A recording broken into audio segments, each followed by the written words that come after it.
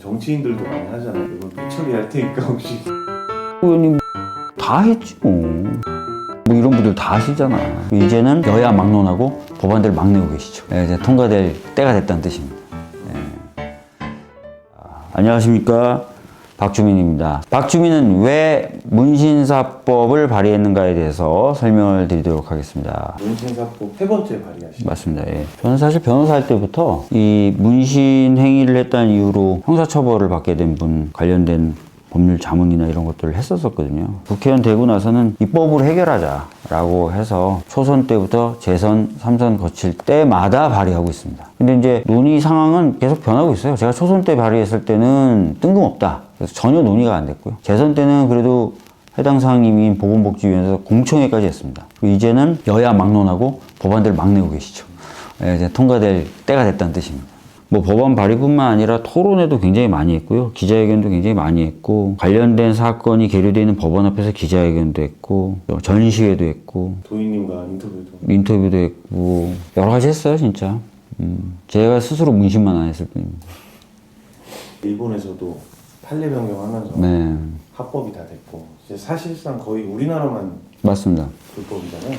거의 대부분의 나라가 이제 문신에 대해서 처벌하거나 하는 규정을 갖고 있지 않고요. 일본의 경우도 규정은 없는데 우리나라처럼 판례로 이 문신이 의료행위다라고 분류를 했고, 의료 면허가 없는 사람이 했기 때문에 처벌돼야 된다라는 식의 우리나라 대법원 판례와 똑같은 구조로 판결을 했다가 2020년에 이제 판례를 변경해서, 거긴 이제 또 재밌는 게 서화문신이라고 이제 그림 그리는 거 있잖아요. 여기 잉어 그리고 용 그리고.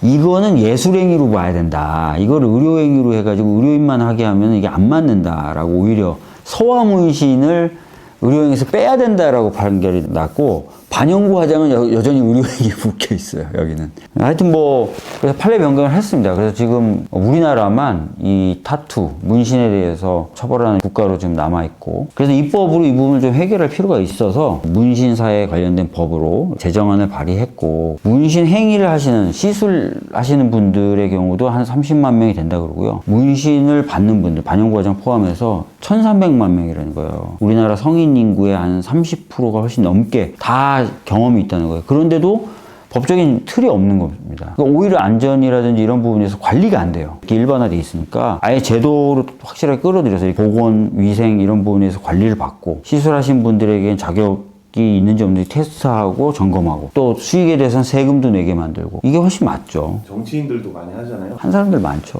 판사들 뭐 이런 분들 다 하시잖아. 제가 그래서 대법관 인사청문회 때 꼭 물어보거든요. 그럼 주변에 다 자기도 많이 봤다, 판사들 중에서 많이 한다는 대답이 나오죠.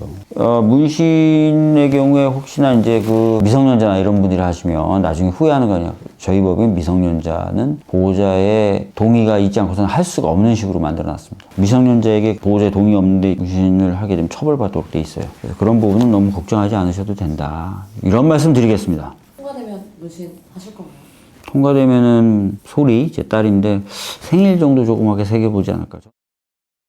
상법도 그렇고요. 제가 처음에 내면 사람들이 다 뜬금없다 그러다가 시간이 지나면 막 내다가 됩니다. 예. 어떤 의원님들은 박주민이 일하는 방식을 나도 배웠다 이렇게 얘기를 하던데, 열심히 하면 돼요.